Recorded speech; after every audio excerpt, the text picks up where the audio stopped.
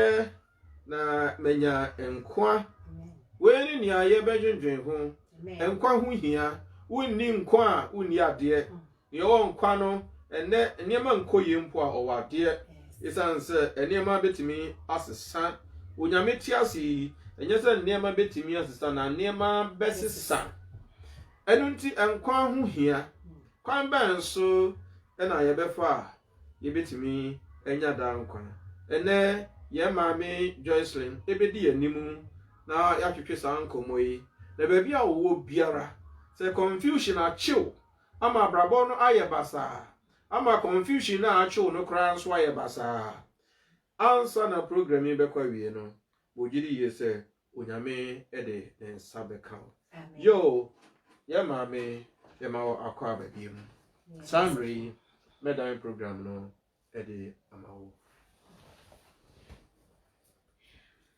Hallelujah. Amen. Adolfo no mo Yesu Kristo. Anadwi yasa babiom. Onyankopon waye bia ma wo. Efi ifiti asie efi 1st of January ebesi no efili onyame waye bia ma wo. Na woso bisa wo se den na wo ye ema onyankopon. Anadwi topic ya mede ba eni se edien na meye na menya nkwa. Edien na wobeye na wenya nkwa. Na ya asem yebehu no wo Asomafo ma Acts chapter 16 verse 30 and 31. And me na asmo Yesu Kristo mi gbeke na hine wo be ko nka wiemo yehu awiemo ni chake omonani. Wiemo ni ha wala, wiemo ni ha no ya, wiemo ni ha no kwole. Beke na hine no wokeba wo habo. Won biake obato mo shishin ye otwi mi. Ye Yesu Kristo mi. No bo ne ka wiemo na etwe no ketuni. Wiemo no obato mo no wi beke na hine jiake. Tema fete ni mana yirahre mu. Wo ba na ye bofo awolo. Icho numa kekpa minja numa eten ke numa eteke kubi. Amen. Amen. Enyanu madofo yin Awurade Yesu Kristo mu me kan trosem no efi Acts of Apostles chapter 16 reading from 30 to 31. Ya kan asomafo no nyuma etire dunsia dijemu aduasa ekosi aduasa baako. Let us listen to the word of God. Amen. Anyano mama yinti Awurade asem. Hallelujah. Amen. Then he brought them outside and says, what must I do to be saved?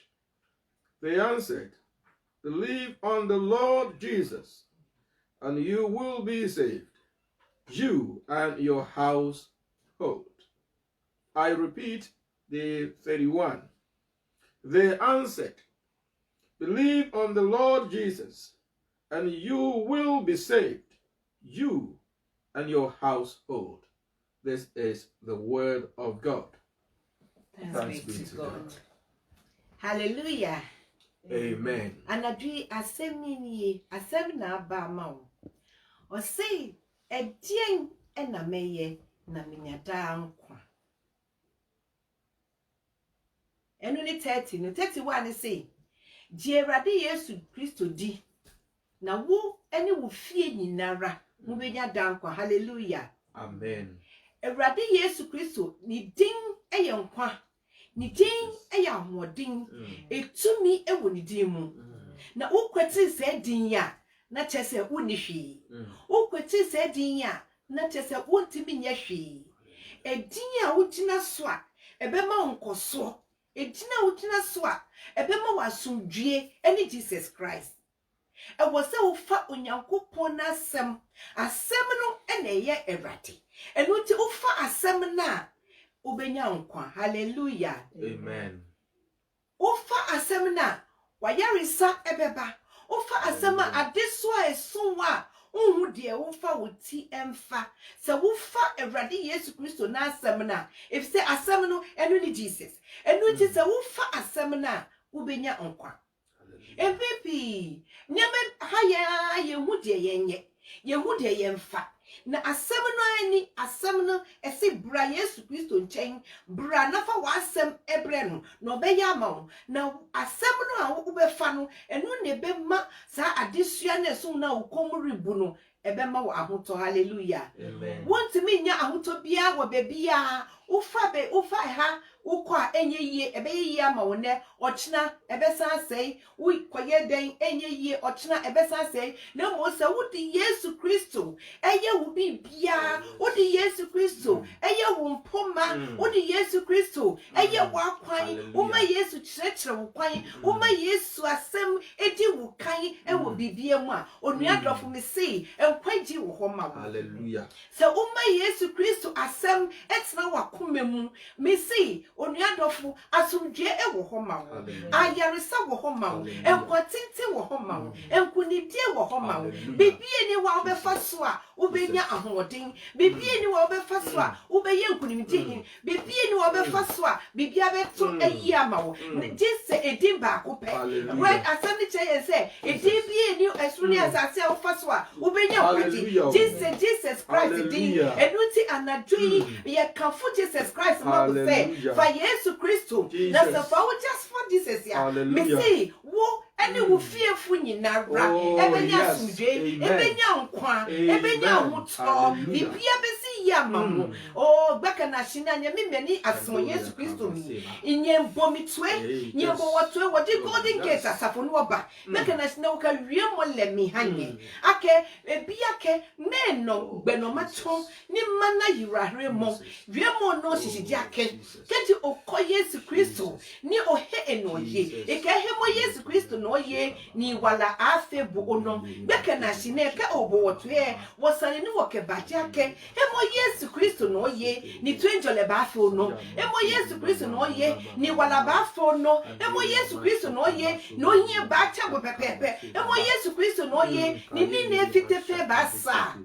mekomeka mehia fon chekete ano mekomeka mehia fon hwili ano sipo mono konye ba fon asafo ye wonole ni fe aye mu ahabo ekegbe ko besipo ne no na anya chono na kele ade san yiwala gbe ni anya chono na kele ade san yiwala di Yesu Kristo gbe ni gbe ka na shine ne kegbe ne nke won kafo gbe ne won habo ake no bo wo twe ne mo gbe ne mi no mo mi joba no hie mi joba e ja kegbe ne e ji gbe ko ni ko chele I will favor me. Eti be ko ni ko che abonsa gbe osun. Eti be ko ni ko che ni ko ni yeli ba. Be ko prabe ke be ko prabe.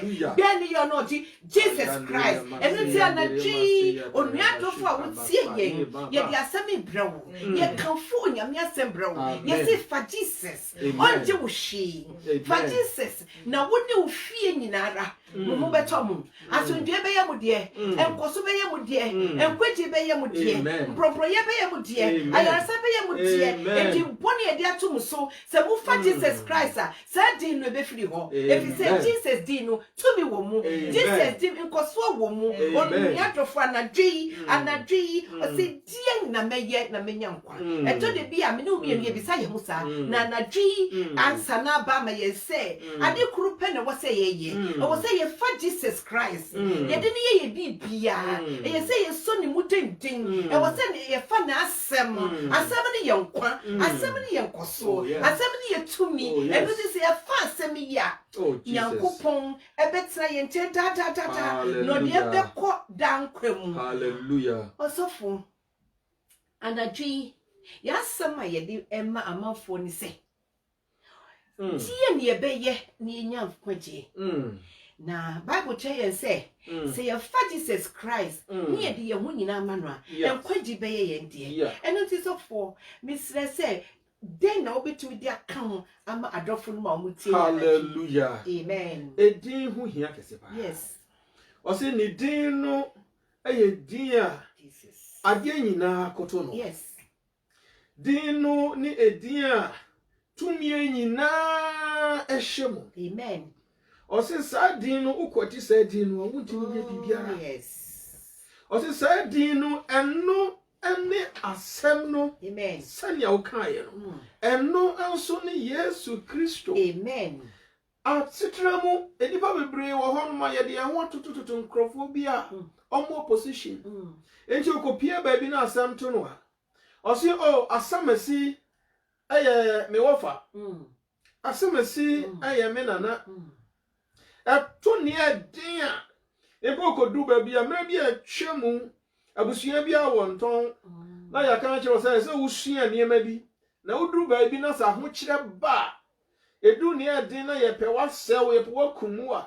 Na wo din ton wa sha se na wo ka abusuan secret. E bia ye be de ben ye be jawo. Na sa niama we nyina no e bia awo ne pointer edu ho na si na nkobiem. Obi wo ho no mu a ekuro na wo mu no e na nipa kro na obo ni din no oye so popular owo tumi. Wonya tra kro no na kokro fufuro mu na obo ni din a ye kan tro se master Sani pa oboni din yentini da. Yes. Sani ya yewo kuro mu hei. Se bribi ni asa Prince Charles namwa. Oye bribi a yasi eyo ohima haba. Ohima Lisbeth Beni. Enu ti so bia ne kasa na obi ahun so oba na okotokoto no. Esan se onimu se okokroko akasia bi tai na chi edin bi a ehwe etai na chi.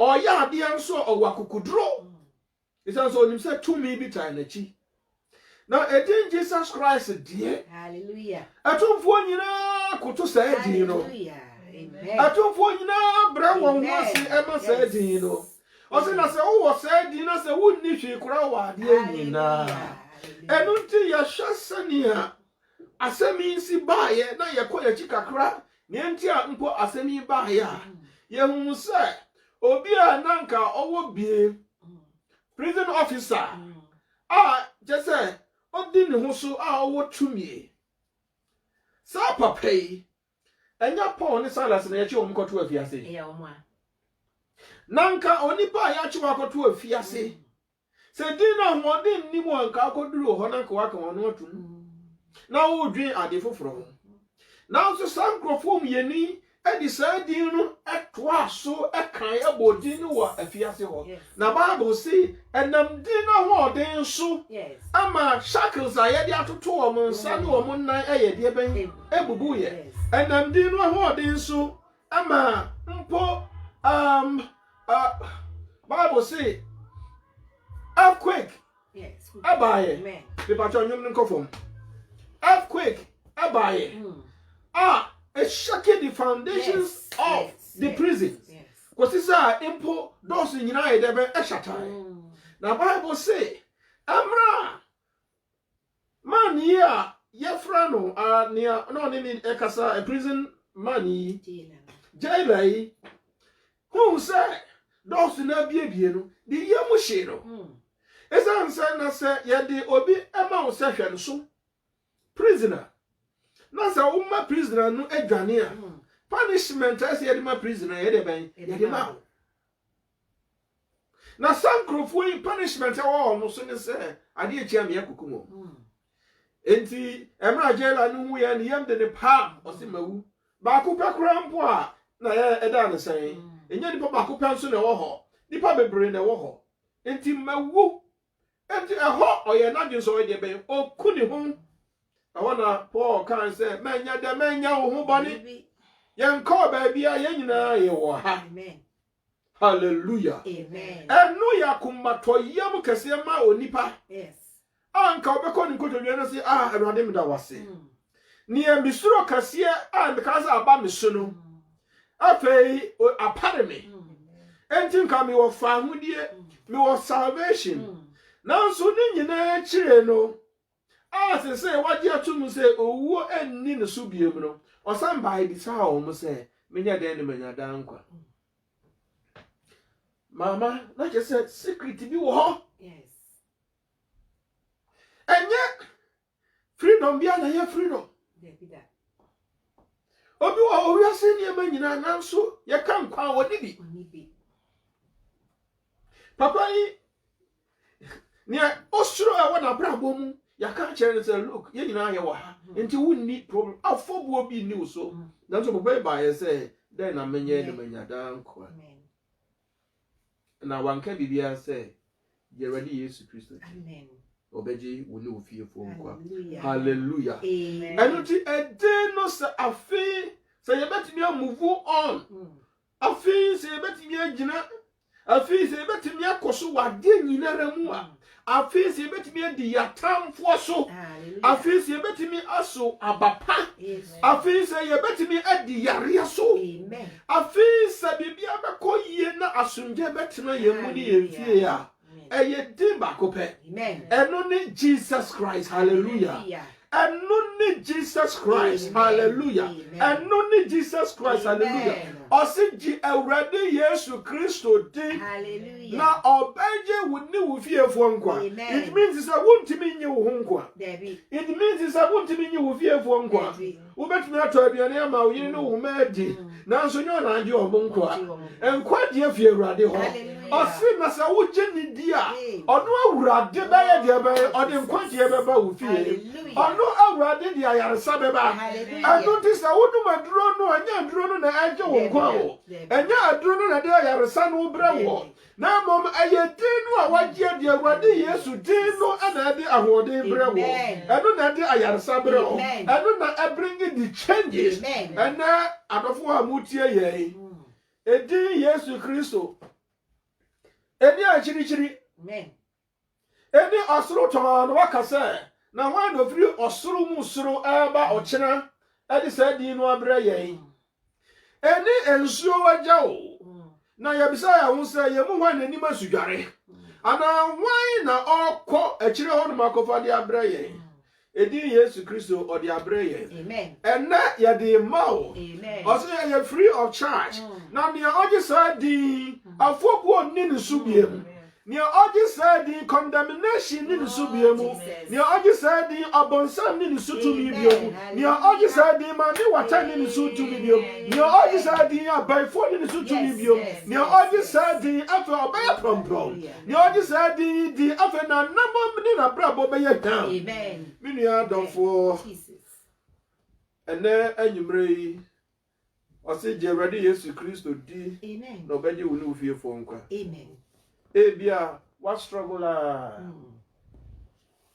Ebia one antima wo ti kwa na wo de akopem ha wadan aboa sonson mama say wo ho na say wo nante de say aboa sonson na eya wo Eya pa aboa sonson oni ani enti okwa na ni tiri kokopem ha na watwe ne ho no say de nani a kire baabi onnamu sa abrabo no sa na ayo enipa bebre onam wonmo oye kama bia ye ka adwuma bia nka o adwuma pa uko na adwuma ho position enya de ketewa uko ni fia bia nka tibia na sa bebonso nka waduru no enka esanka ni monyam hyepa nanso sa nipa no ono a oni asundwe woni mu esanse oni nkwa esanse oni Kristo enti okwa na wakopem okwa no akopem opi abonte nipa nim se waye yie ahotwa wono so but ade achi ade sen nyina no na adwen nyina ne se mekumi ho meya me ho bone esanse oni Kristo enna me hye wunkunai enna me hye wo bose eni ma wanya ni nyinara se wodi ni nyina beto wo na befa Kristo a afa sa aniama no wanya ne so baba mfaso ama hallelujah amen amen amen a Christopher yan heti ewiase mu niema esan say inshira onyame de ba onyame de ba amen enti we are world affirmers we are not world haters enti so onyame dum obia we are so happy and we thank God for that amen now so wo hia enkwaje wo hia asundwa every onyankopon ho a obetimi de atena ase eno nti asuafo no ebisa no a eye Peter bisa ai say owura ya yama ya jaye mbibia na yabedi wachi yabedi sa di yachi o na sania wo ka se ebe ya den se osikani bako osuru ahimemu sasema mikai na abrantia kitwa bi a oni Yesu Kristo emfie nyina eye adekro na papa ya nya sika wanya hudie nanso adeɛ baako bi wɔ hɔ no mu a na kyerɛ no so ɔyɛ wo hwia na enye ye na ne sika akyi ne bibia na ho die nyina akyi no wantoto nneɛma bi ase onyame asɛm a ɛyɛ mmransɛm no ɔde ɛyɛ adwuma pɛpɛpɛpɛpɛpɛ from nkwalabere mu ebesi baabi a ohyia Yesu na ɛna ɔhu Yesu na odi amika kɔ no hɔ no ɔna si owura rabbi ɔhotewni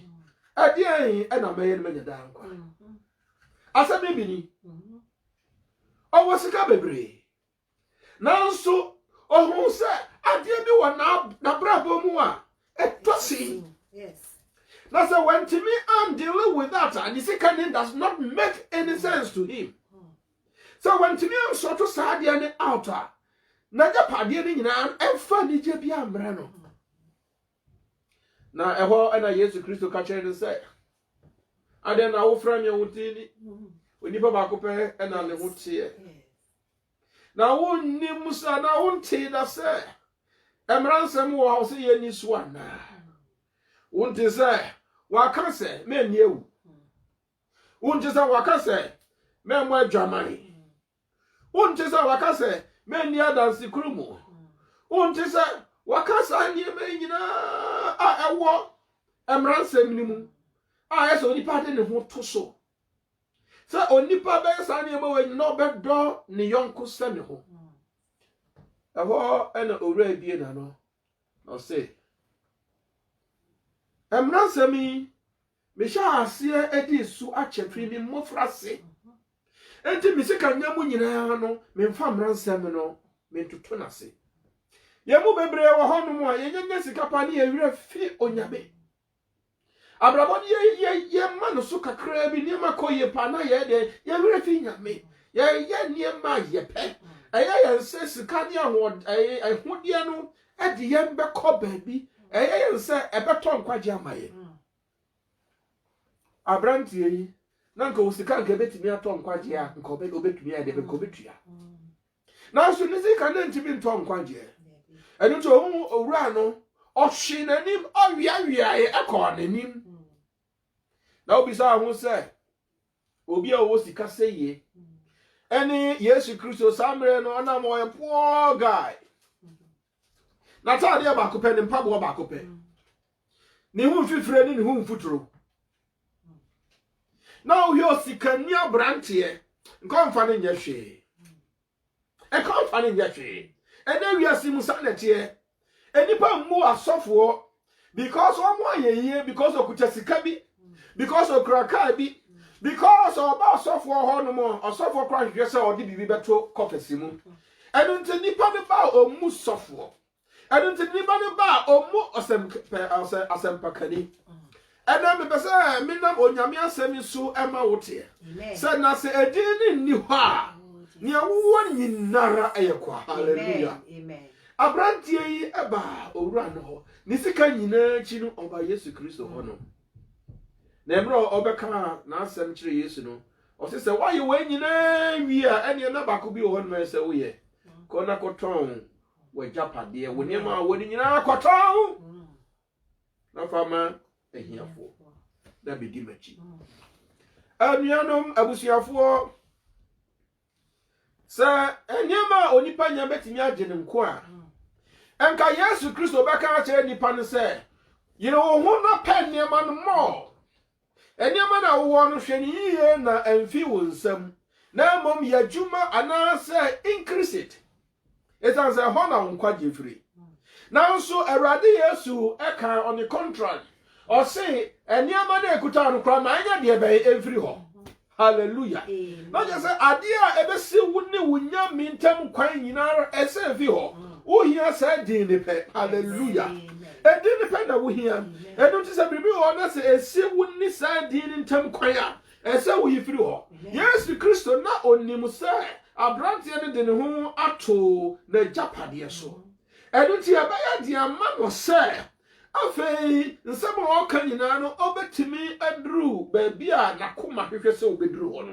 eti sɛ ɔboa no deɛ a na ɛsɛ oyi saa nneɛma no nyinaa yɛ bɛ efi na akwa mu Bible say odi awerɛhoɔ odi awerɛhoɔ nisuo ɛna firi hɔ na ɛhɔ na Yesu Kristo ɛda n'ani kyerɛ n'asuafoɔ no ka kyerɛ wɔn sɛ ɔsoro ahemma mu korɔ no ɛnyɛ easy na ɛbɛyɛ den anasɛ ɛbɛyɛ easy ama yoma awura pa ne tokuro mu sɛ ɔdefoɔ ɛbɛkɔ heaven ɛhɔ ɛna Peter ebisae sɛ asɛm di ano ɔde na sɛ dia ɛde na kyerɛ sɛ yɛn nyinaa yɛ nkɔbi o ɛno nti wohwɛ some of the version no a ɔse wohwɛ kan sɛ Matthew ɔse na adeɛ wei it is impossible to man but with God all things are possible. Ɛsan sɛ someone na Yesu Kristo ka no asuafoɔ no a wɔn tie na fe wɔn ayɛ confused wɔn hu nia wɔn nka ɔmde to wɔn abrabɔ ho a na kyerɛ sɛ ɛnea wɔn so mu ni baabi akɔ na ɔka kyerɛ wɔn hyɛ wɔn kuran sɛ onipa fam deɛ ɛden na awurade fam deɛ ɛnyɛ deɛ bɛn ɛnyɛ dem. It means sɛ wo ni bi wɔ nkyɛn na wo ho ato asɛm nso a wo de ho ato awurade Yesu Kristo din so a adeɛ bɛkyi ne sɛ adeɛ bɛsa ɔno nyame sɛ din bɛhwɛw sɛ din bɛbɔ ho bae sɛ din de nneɛma a ɛhia wo bɛma wo sɛ din de ayaresa bɛbrɛ wo sɛ din de nkɔsoɔ bɛbrɛ wo ɔse it is ɛnyɛ nea yɛde yɛ ahoɔden apɛ anya no ɛna ɛma yɛ nkwa ɛna ɛma yɛ nigyeɛ na mmom deɛ ɛfiri soro mu soro na wɔde adom yɛn hallelujah hallelujah ɛno nti ɔka kyerɛ Peter sɛ ɛbrɛ Peter ka no sɛ yɛgya yɛnuanom hɔ yɛnua mɛma yɛnua mmaa yɛgya yɛ yere yɛgya yɛ mma yɛgya ne yɛnanom ɔse obi biara a wagya n'abusua anaa wagya ade papa bi wagya n'asase wagya bibi papa bi na ɔde ne ho ato saa din so no ɔse asase yi so obenya ho mmɔ ho ɔha na asase akyi nso ɔbɛsɛ anya nkwagye edin no ɔsɔfoɔ emu oduro yɛte ase afi sɛ bibi wɔ hɔnom a onipa betumi ayɛ ama na boa no asi ne yie ama brabɔ ayɛ dɛ ama wate nka sɛ ɔno nso yɛ personal bibiara no a ɛkyɛn edin no ɛno nti ɔsɔfoɔ kakra mede asɔ wudi ɛso no edin is so powerful. Amen. Without it, we have nowhere to go. Amen. Without it, we are unable to make it. Amen. It is only by the power of that name we are saved. Amen. It is only by that name we become more than conquerors. It does not matter what you have in life. If you do not have that name, you have nothing. Because the Bible says in no time all those things that you have, all the accumulated assets will be no more. And it shall remain the name of our Lord Jesus Christ. The saving grace that is working, the love of God that has come down to be part of us. That is the name tonight we are giving. That is the name tonight we are introducing to you. That if you would commit yourself to this name, if you would forget about all others and rely upon this name, you would have your salvation and it would not be limited to you alone. The Bible says, you and your household shall be saved. Amen. Amen. Mama, amen. So for that was amen. Amen. Amen. And I agree, ye asem na bremo. Enkwaji sem ye bremo. Yen papa wa cheche nyama bebree. Eni ti bi gidi se anadwi ya wa ba la yeso a wotie ye no. Wo nkose de odi ba ebio mu. Wo ba empty. But anadwi me see onyame ehira wo nhira kese e na wo san de akọ fa se nhira yi ko hira wo ma fa sa kyerɛkyerɛ yi ko kyerɛkyerɛ wo ma fa kyerɛkyerɛ wo fiefo nyina bra if say onyankopɔn ɔwade pa ma wo nkwadi kese e na wo ma wo enu nti asɛmi fa bo aboso na fa ye adwuma e wo abrabɔ mu na nkwadi e bɛyɛ wo tia bɛka na hene wodanye shin ye to ebo ni bo sane na etui bɛka na hene wo sofo no pa echonchon mi babao ni bi abo ni keji okohifo no ni ha mo iware mo shi mo okohifo asafo ye wa no mo ni bonwe ni bo shipon okohifo no le uye iware mo petimple ene wo gbeke na shine bia no bo wotwe ye wie mo ni wo keba ngale mi wie mo wo keba no bo wotwe ne ke ya lo ke achonchon obi no ke chon oshia bi ko asafo bi fe ake okohifo asafo ye wa no le kunim yeli diono no ya diono he wale diono chamo ke pomo diono fene mo ke da mo diono amen be mi abe ke ni bi this yes amen for you wa bi mo no be kunim yeli ba afu no be ke na shine o ke Kristo e habu be ke na shine o ke bi mo le habu ni wala ke oba momi no ba fi o hauna ni Kristo ba hi oshia ni ba hi oshia ke ya na no ine wo nyombo ajobo ake obowie mo netu amen amen amen amen yo abusia ene na ene ha na onyame enam na adom so ede yen abeduru amen ha ena onyame ma ho kwan se yemfansi Golden Gate Charismatic Church your London amen. And this all London and Petermore East London. Yes, sir. Now our friend your number 0777 Amen. 99 77782 0777 99 77782. As a wofra near Ecoso Abra Bombiara, you know, ebedi hu enkita ho. Na modin biara onyame na me nso bebono. Obeda ne ho adi nso ewo wabrabo mu na obeye nhira samre mu amu hwe yen ebia na wo Ghana na unya ya na nka obe contact ye na eno so ofre sa number ya WhatsApp ye woso ye be connect you to asofo a omo Ghana branches ni mu na eno so no motimi ni won edisa woso nyame ya adom a na yesan ehia next week yede wom numbers betudwa na bibini a ubetimi achro na wafre wom hallelujah amen enunti na osofo Gideon Kankam Golden Gate Charismatic Church London ena osofo Joycelyn Akrofi osofo Joycelyn Akrofi Golden Gate Charismatic Church in your London ha ene yedi onyame asema brewe yesoro se onyame nka wo ho amen na onomo ade nyina mu amen adom ninti amen amen amen amen amen